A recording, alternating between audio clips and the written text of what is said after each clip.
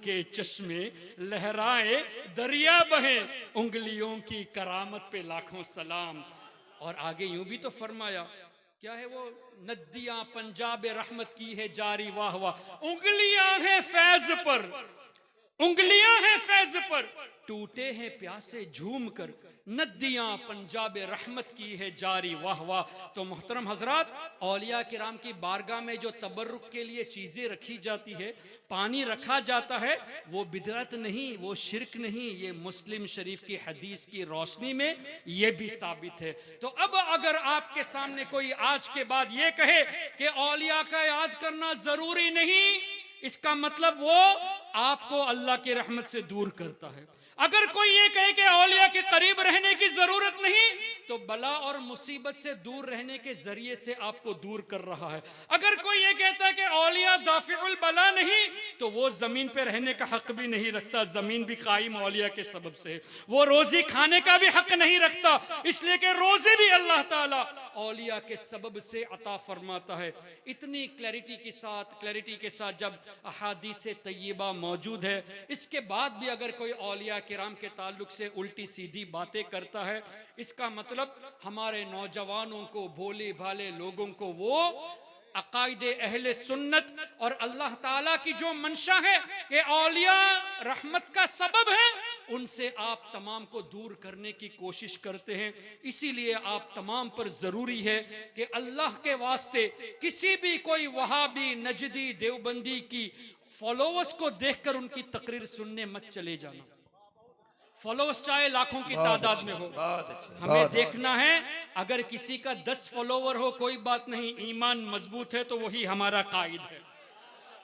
Followers को हरगिज मत देखे। ये मत सोचना तारिक जमील के इतने सारे फॉलोवर्स हैं, तारिक मसूद के इतने सारे फॉलोवर्स है, इंजीनियर मिर्जा के इतने सारे फॉलोवर्स है। अरे फॉलोवर्स को मत देखो, ये देखो कि उसके दिल में इश्क मुस्तफा है या नहीं, वो हदीस पाक को किस तरह आपके सामने पेश करता है, ये चीज देखो। और एक बात हमेशा जहन में रखना, औलिया के खिलाफ बोलने वाला वो शैतान का वेपन इस्तेमाल कर रहा है, शैतानी हथियार इस्तेमाल करता है। दलील चाहिए? हजरत आदम अलैहिस्सलातु वस्सलाम को जब अल्लाह ने पैदा फरमाया तो हुक्म दिया ना फरिश्तों को, व इज़ क़ाल रब्बुका लिल मलाइकति इन्नी जाइलुन फिल अर्दि खलीफा। पहले तो अल्लाह ने फरमाया कि ए फरिश्तों, मैं जमीन पर अपना नाइब बनाने वाला हूं। कहां पर नाइब बनाने वाला अल्लाह? जमीन पर। दलील, इन्नी जाइलुन फिल अर्दि खलीफा। तो आदम अलैहिस्सलाम के पैदा होने से पहले जमीन का तस्करा हो गया, तो जमीन पर तो आना ही है। लेकिन वहां भी क्या कहते हैं, माज़अल्लाह उन्होंने गुनाह किया तभी जमीन पर आए। यहां तो आदम अलैहिस्सलाम की तख्लीक से पहले जमीन का तस्करा हो गया, तो जमीन पर तो आना ही था। तो गुनाह अंबिया किराम की तरफ मंसूब करना ये बहुत बड़ी जहालत है। फिर अल्लाह वो रब है, उसने वासा आदम रब्बहु फगवा फरमाया। और अरबी के एक एक जुमले के कई माने होते हैं, लेकिन अल्लाह ने यह भी तो फरमाया फनसिया वलम नजिद लहू अज़मा, सूरह ताहा में, कि आदम अलैहिस्सलाम हमारे हुक्म को भूल गए थे, उन्होंने जानबूझकर वो फ़ैल नहीं किया। रब फरमाता है उन्होंने जानबूझकर नहीं किया तो गुनाह नहीं हुआ, तुम कहते हो कि गुनाह किया। हम तुम्हारी बात को माने या अल्लाह तबारक व तआला की बात को माने? फिर जमीन में आने से पहले जमीन का तस्करा मौजूद है तो आना ही था। अल्लाह अकबर। फिर अल्लाह ने क्या फरमाया, व इज़ क़ुलना लिल मलाइकति इसजुदू लि आदम फसजदू इल्ला इब्लीस। तमाम फरिश्तों ने आदम अलैहिस्सलाम को सजदे ताज़ीमी किया, सिवाय किसने नहीं किया सजदा? क्या वो फरिश्ता था? तो हुक्म तो फरिश्तों को है।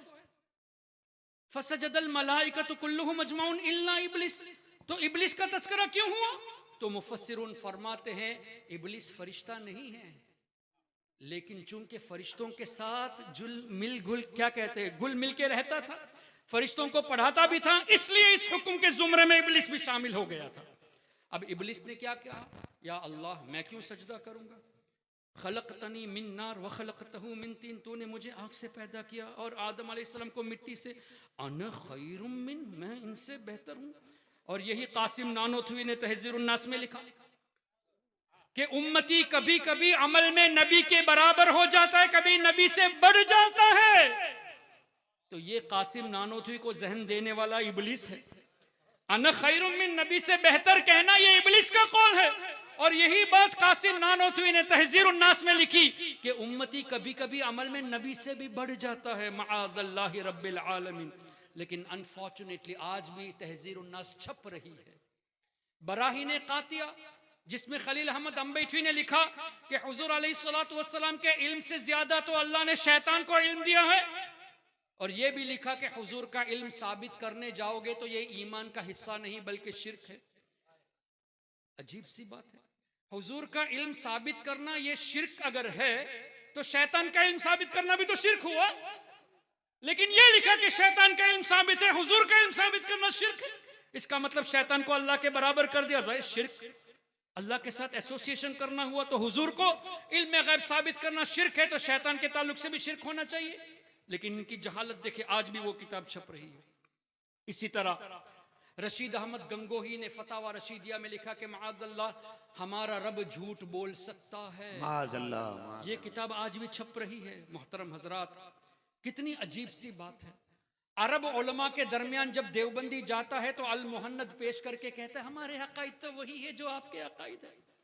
लेकिन हिंदुस्तान, बांग्लादेश और दीगर ममालिक में आकर यह कहता है कि इसी किताबों को जो इनके बुजुर्गों ने लिखा, तहजीरुन नास, हिफ्जुल ईमान, बराहीन कातिया, फतावा रशीदिया, इन्हीं किताबों को आम कर रहे हैं। अरब उलमा के दरमियान सुन्नी बनते हैं।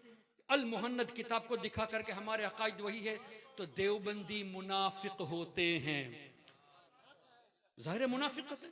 यहां एक बात, वहां एक बात, वहां अपने को सुन्नी पेश करते हो और यहां तुम्हारी वही किताबें छप रही है। अल्हम्दुलिल्लाह सुन्नियों के अंदर मुनाफिकत चीज नहीं है। गुलाम रजा जो भी होता है सामने बोल देता है। अल्लाह अकबर। तो मैं ये अर्ज कर रहा था, इब्लिस ने कहा अना खैरुम मिन, मैं आदम से बेहतर हूं। अल्लाह ने क्या फरमाया, उखरुज, निकल जा जन्नत से, व इन्ना अलैका लअनती इला यौमिद्दीन, ए इब्लिस क़यामत तक तुम्हारे ऊपर मेरी लानत है। फिर इब्लिस ने एक अर्जी पेश की। अब ये मत कहना कि दुआ कबूल हो गई। इब्लिस ने कहा अनज़िरनी इला यौमि युबअसून, या अल्लाह तू मुझे क़यामत तक नहीं, क़यामत के बाद जब लोग उठाए जाएंगे तब तक के लिए जिंदगी अता फरमा। दुआ कबूल हुई होती तो तब तक के लिए जिंदा रहता ना।